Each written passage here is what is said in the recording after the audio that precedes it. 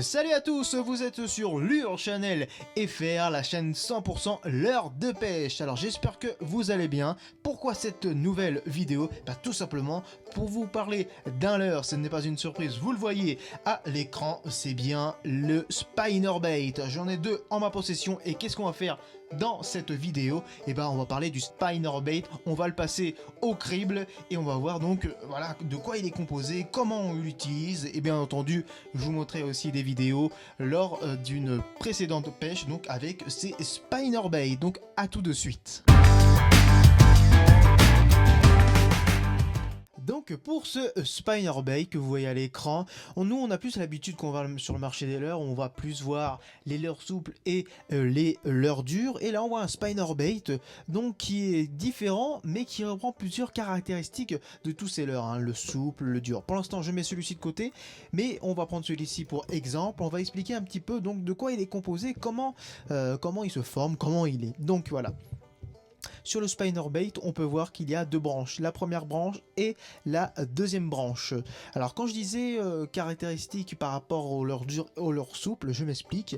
Là c'est une tête plombée, donc voilà pour le poids du spinnerbait. La tête dure donc par rapport aux leurres dures. Pour le leurre souple, alors on a ici une jupe, là c'est vraiment un attractant de taille, qui est là de couleur, là on voit jaune et orange, mais il y en a plusieurs. Il est par rapport à la caractéristique donc du leurre souple, donc voilà le dur et le souple. Et donc ici donc pour ce coloris on peut le changer parce que si vous le voyez à la vidéo, juste ici voilà il y a un élastique, une ficelle qui est là. On peut l'enlever et acheter donc une autre jupe de différentes couleurs, donc bleu, jaune, vert, ce que vous voulez, blanc. Donc voilà, c'est ce qui est intéressant donc avec les spinnerbait parce qu'on peut les modifier, on peut faire un peu de tuning dessus donc sur ces spinnerbait. Donc voilà ici l'hameçon qui est là, donc grâce à cet hameçon qui est placé comme ça parce que voilà il est dans l'eau, il va se déplacer comme ça et il va quand il va aller dans les branches ou dans les herbiers, voilà ça va aller dessus et ça va être mieux donc pour ne pas pouvoir accrocher et donc de ne pas le perdre. Alors sur la deuxième branche qu'on voit ici, vous voyez la forme, elle fait penser donc à une feuille de sol, donc c'est comme ça qu'on appelle ces palettes ici présentes.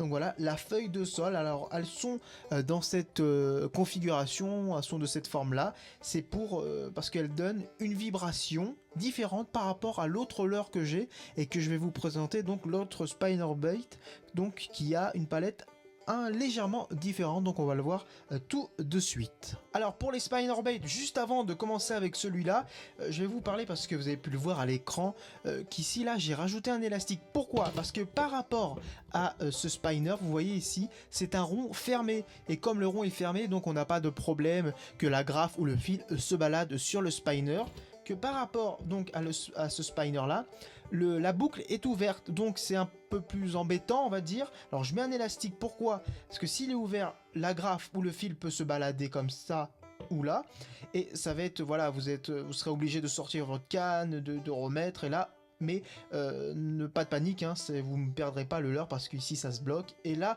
aussi. Donc voilà, alors mettez un élastique, c'est tout simple, il n'y a rien d'embêtant, ça bouge pas, moi je pêche avec aucun problème. Allez, on passe avec l'autre leurre et vous avez pu voir qu'il y a deux différences. Ici le leurre souple et là une nouvelle palette. Alors je m'explique, là j'ai rajouté un leurre souple, pourquoi? Pour augmenter les chances et l'attractivité d'avoir un nouveau carnassier, hein. C'est mieux avec la queue donc qui a bougé, qui va faire des remous, qui va exciter les carnassiers et ils vont vouloir se jeter dessus. Donc voilà, c'est super. Toujours la jupe qu'on peut changer, voilà, ici il y a un gros élastique qui est super, qui tient très bien. Et donc voilà, l'attractivité est augmentée. Là j'ai mis un leurre souple, vous mettez ce que vous voulez qui puisse se mettre sur l'hameçon. Quand on fait ce type de montage, on appelle ça un trailer. Et vous pouvez le voir, c'est vraiment un leurre où on peut faire ce qu'on veut dessus, c'est du tuning sur ce spinnerbait. Alors ici pour les palettes, on a toujours la feuille de sol et là vous pouvez le voir, on a une nouvelle palette et c'est la Colorado, oui, comme l'état des États-Unis. Pourquoi alors?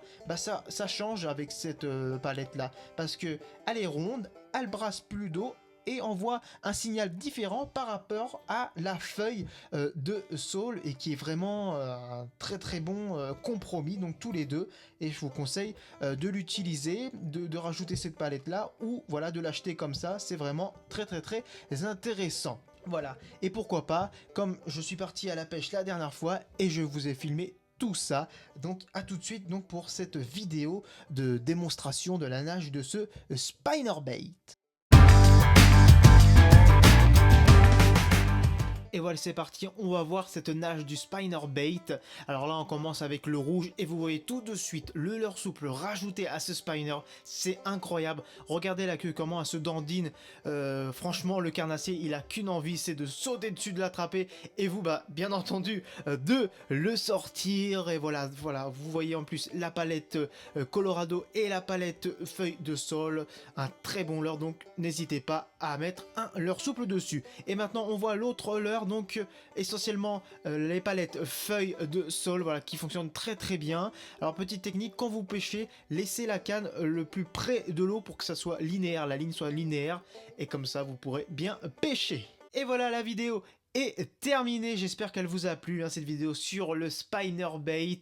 Un très très grand merci à vous et n'hésitez pas à lâcher des commentaires si vous avez ce spinnerbait, ce leurre-ci, hein, si vous avez eu des poissons, si vous n'arrivez pas, n'hésitez pas à le dire, vous avez sûrement vécu de belles aventures avec ce spinnerbait, donc voilà, dans les commentaires YouTube.